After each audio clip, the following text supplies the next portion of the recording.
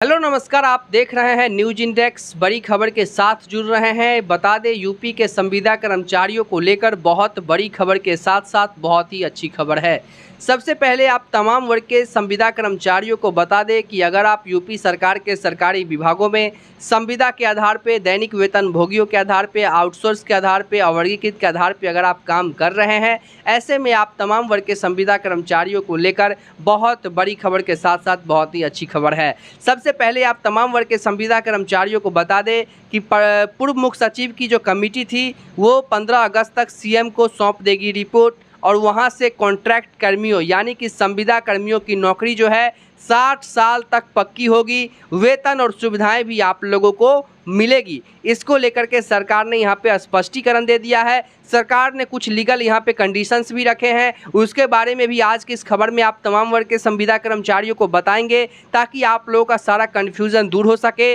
क्या कुछ आप लोगों को सुविधाएं सरकार देगी इसके अंतर्गत, उसके बारे में भी आपको बताएंगे। साथ ही छुट्टी और अवकाश के बारे में भी आप लोगों को बताएंगे, जो कि सरकार आप लोगों को देने वाली है। देखिए, सबसे पहले यहाँ पे आप लोगों को एक चीज़ यहाँ पे क्लियर करना होगा कि जितने भी संविदा कर्मचारी लगातार अपने अरसों से काम कर रहे हैं, उनको लेकर के कमेटी ने सरकार को सिफारिश कर दिया है कि तय तिथि में जो संविदा कर्मचारियों को सरकार दे रही है, चाहे नई वेतनमान हो, एनपीएस हो, मेडिक्लेम पॉलिसी हो, एक्सीडेंटल इंश्योरेंस हो, सप्ताह में छुट्टी हो, राष्ट्रीय छुट्टी हो, ईपीएफओ हो, ईएसआई हो, अनुकंपा हो, ग्रेजुएटी हो, रिटायरमेंट हो, सहित तमाम तरह की सुविधाएं जो अभी सरकार आप लोग को दे रही है वो पर्याप्त नहीं है। बहुत सारे ऐसे विभाग हैं जिनमें ईपीएफओ, ईएसआई और तो मिलता भी नहीं है, जिसको लेकर के केंद्र सरकार के जो ईपीएफओ के सचिव हैं उन्होंने स्पष्ट रूप से सभी राज्यों को इसके लेकर के जो है जारी भी कर दिया है। इसीलिए क्योंकि बहुत सारे ऐसे विभाग में अभी भी प्रोविडेंट फंड नहीं मिलते हैं, और एक संविदा कर्मचारियों का वही गुजर बसेरा का अंतिम स्रोत है। लास्ट में जब वो रिटायर कर जाएंगे तो उन्हीं से जो पेंशन आएगा तो उनकी रोजमर्रा की जिंदगी अच्छे से चल सकेगी। तो सरकार इसको लेकर के व्यवस्था करने भी जा रही है, और ये सबका अधिकार है। इसीलिए आप तमाम वर्ग के संविदा कर्मचारियों को बता दें कि सरकार जो है वो गलती नहीं दोहराना चाहती है। जो लोकसभा के समय में, लोकसभा चुनाव के समय में जो गलती दोहराया गया, जिसको लेकर के यूपी से सरकार को कितना बड़ा मार खाने को मिला, वही आपको बता दें कि वो सरकार दोहराना नहीं चाहती है, जिसको लेकर के यहाँ पे स्पष्टीकरण दिया गया है कि सरकार वो गलती ना करके संविदा कर्मचारियों के हितों में बहुत ज़्यादा हद तक सोच रही है। आप लोगों को तमाम तरह की सुविधाएं, यहाँ तक कि आप लोगों को लोअर डिविजनल क्लर्क के समान आप लोगों को वेतनमान दिए जाने की बात भी सरकार ने स्पष्टीकरण के साथ कह दिया है, जो कि सरकारी विभाग में अपने पदस्थापित रहते हैं। यानी कि एक समानांतर फोर्थ ग्रेड कर्मचारियों के समानांतर आप लोगों को तमाम तरह की सुविधाएं धरातल स्तर पर देने को लेकर के हर जिले के संविदा कर्मचारियों को देने को लेकर के यहाँ पे बात बताई गई है। साथ ही अब आपको मैं बता देना चाहता हूँ कि आप लोगों को तमाम तरह की जो सुविधाएं मिलेंगी उसमें निम्नलिखित रूप से क्या क्या है। साथ ही आपको बता दें कि अगर जो कार्य अच्छे से नहीं करेंगे तो उसके लिए भी सरकार लीगल एक रेमेडीज बनाई है, जिसके साथ आप लोगों को बता दें कि हटाने की प्रक्रिया भी आप लोगों को जो है सरकारी कर्मचारियों की जैसी ही होगी। अगर आप लोग किसी भी प्रकार के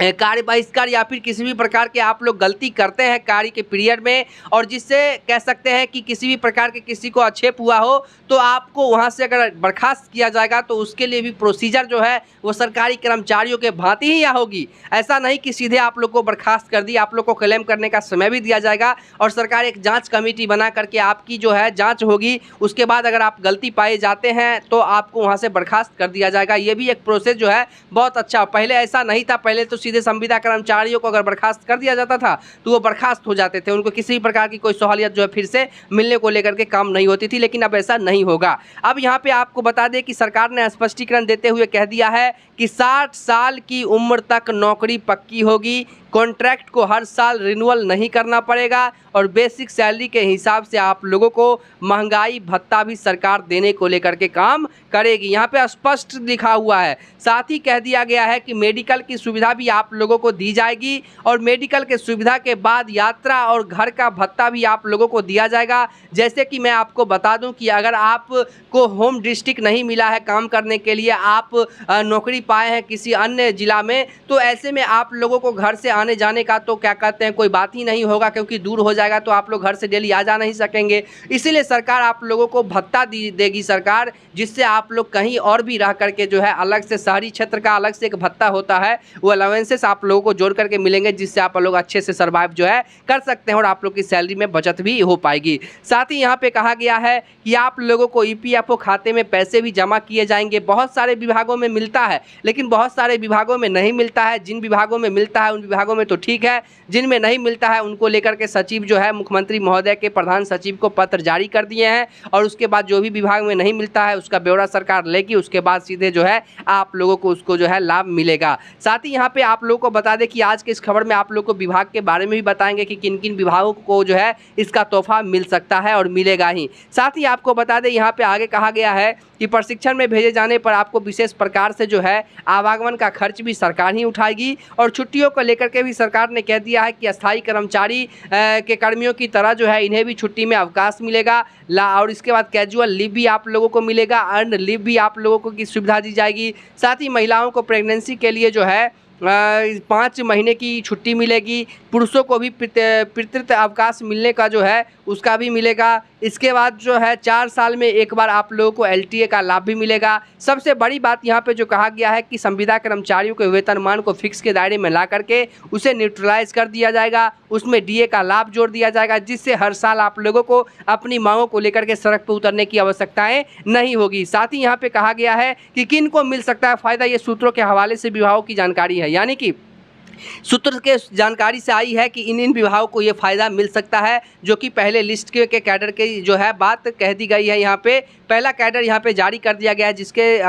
साथ ही मैं आपको बताना चाहूँगा कि यहाँ पे कहा गया है कि आईटी बॉयज़ हैं। इसके बाद आपको बता दें संविदा कर्मचारी, थोड़ा सा आप लोग ध्यान से सुनिएगा। देखिए यहाँ पे स्पष्ट रूप से कहा गया है कि आईटी ऑपरेटर है, प्रखंड पशुपालन पदाधिकारी हैं, भ्रमणशील पशु चिकित्सा पदाधिकारी हैं, डाटा एंट्री ऑपरेटर हैं, चालक हैं, कॉन्ट्रैक्ट लेक्चरर हैं, व्यवसाय अनुदेशक हैं, आईटी मैनेजर हैं, ग्राम कचहरी के सचिव हैं, पंचायत तकनीक सहायक हैं, आशुलिपिक हैं, अमीन हैं, आयुष चिकित्सक हैं, सहायक इंजीनियर हैं, सांख्यिकी अन्वेषक हैं, गार्डन सुपरवाइजर हैं, सामुदायिक कार्यकर्ता हैं, लेखा सहायक हैं, प्रोग्रामर हैं, आईटी बॉयज़ हैं, ऑफिस एग्जीक्यूटिव हैं, मेहररी हैं, पंचायत रोजगार सेवक हैं, प्रयोगशाला सहायक हैं आदि, और जो है विभागों को इसमें अभी जोड़ा जाएगा। फिलहाल के लिए इतना ही विभाग को जो है जोड़ा गया है। ये विभाग का जो जानकारी है ये सूत्रों के हवाले से जानकारी आई है, तो इसको लेकर के हम दावा नहीं कर सकते हैं कि इन्हीं विभागों को जो है फायदा मिलेगा। ये एक हम मुख्य रूप से आपको बता दिए, क्योंकि यहाँ पे स्पष्टीकरण जो दिया गया था उसमें बताया गया था। साथ ही आप लोगों को 7वें वेतनमान के प्राधिकरण में ला करके और आप लोगों को ग्रेड पे और पे बैंड से सिक्योर करने को लेकर के भी